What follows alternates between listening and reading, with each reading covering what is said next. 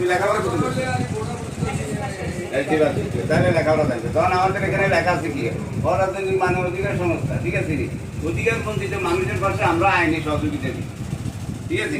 যারা গরিব মানুষ তারা করে দেয় একটা মামলা 20,000 30,000 টাকা খরচ করে মামলা করতে পারে না। আর আমাদের এখানে স্বল্প পয়সা খরচ আমরা মামলা করতে পারি।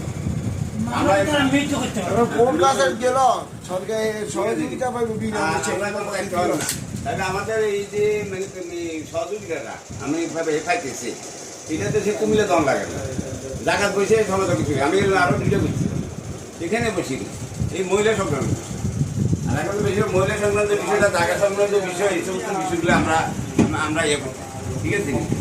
এখন আমরা কাজ পাইলে আমরা কাজ পাইলে না পরবর্তী আমরা সবাই মানে ইয়ে করতে পারছি, আমাদের একটা বেনিফিট হয়, আমরা একটা মিস্ত্রির একটা বেনিফিট পাইতেছি। এই যে আমরা 70-80,000 টাকা খরচের অফিসটা দিলাম, যে সেক্রেটারি সভাপতি আমরা দুইজনে দিলাম, হ্যাঁ ঠিক আছে, কাজ পেলাম। এখন আমাদের সদস্যরা তো আমাদেরকে একটু কথা বুঝো না।